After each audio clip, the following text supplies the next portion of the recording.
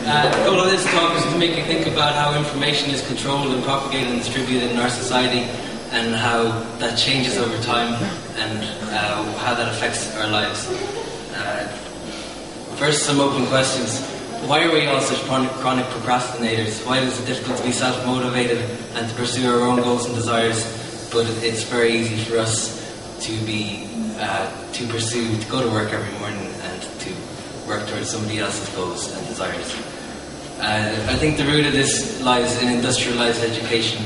During the Industrial Revolution, we see the introduction of a set curriculum. Information is prescribed by the state, and the state controls what information children are exposed to. What this leads to is a sort of state of intellectual dependency, whereby the child relies on the parent or the teacher to provide and validate the information. The child is not taught how to find out information on their own, or how to be self-motivated. In schools, we reward and we punish kids based on their ability and willingness to recite and memorize information. Academic performance focuses exclusively on regurgitating information. There is no flexibility for creativity or the individual interests of each child. All of this is undergoing a great change because of the evolution in the way we deal with information.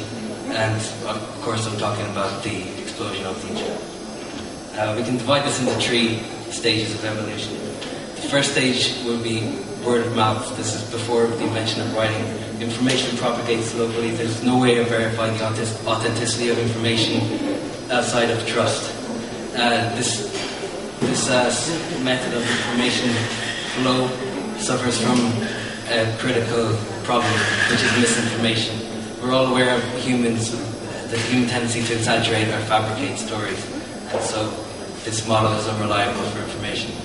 Next, we see the introduction of writing in human society, and this kind of accelerates in the Western world from print and media onward. Each note here is kind of a distribution point for information, and this is the model that currently governs print and media and our current education system. The problem with this model is not misinformation, but disinformation.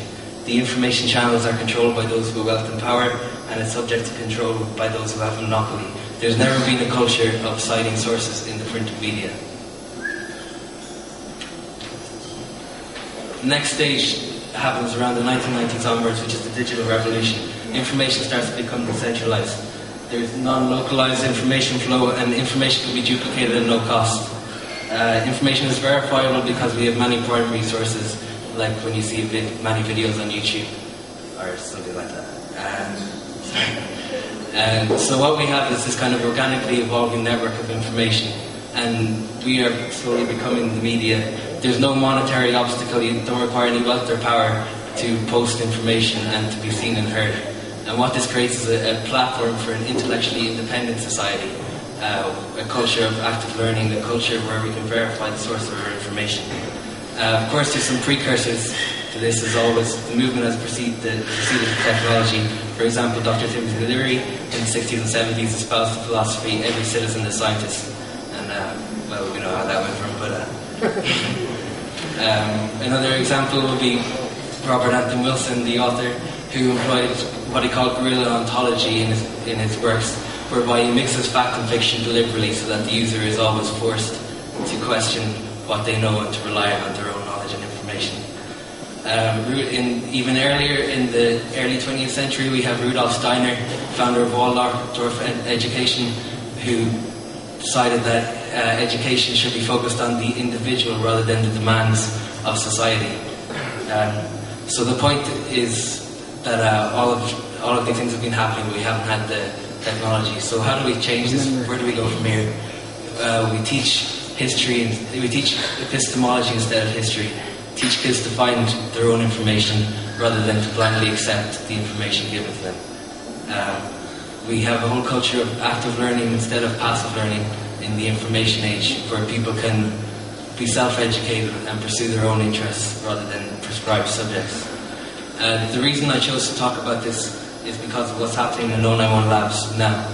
There's always been a culture of active learning in the hacker community from the early days of the internet, but this has always been a small group of people in a virtual world Now we see there's 450 hackerspaces worldwide, and this has been taken out of the virtual world and being made real.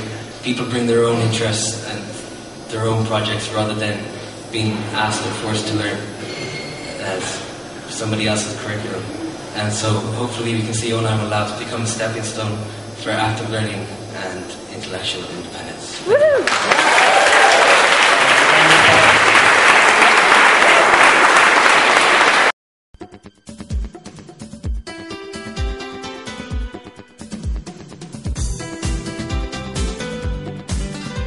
If you'd like to get away to a better quality of life, to a more enjoyable way of life, to a better pace of life, well then the West of Ireland is a really good place to do that.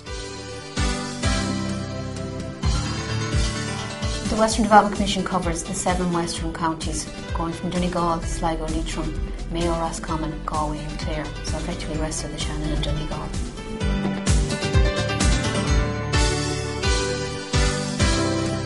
I know many people who've relocated from Dublin to the west and nobody has gone back the other way, so I would definitely be very encouraging of people to make that move. We've got mountains, rivers, lakes, the sea. In terms of outdoor activities, there's so much to do. We've got all the activities that anybody could possibly want to do. The work environment is there. There are fine industries across the whole broad spectrum of industries.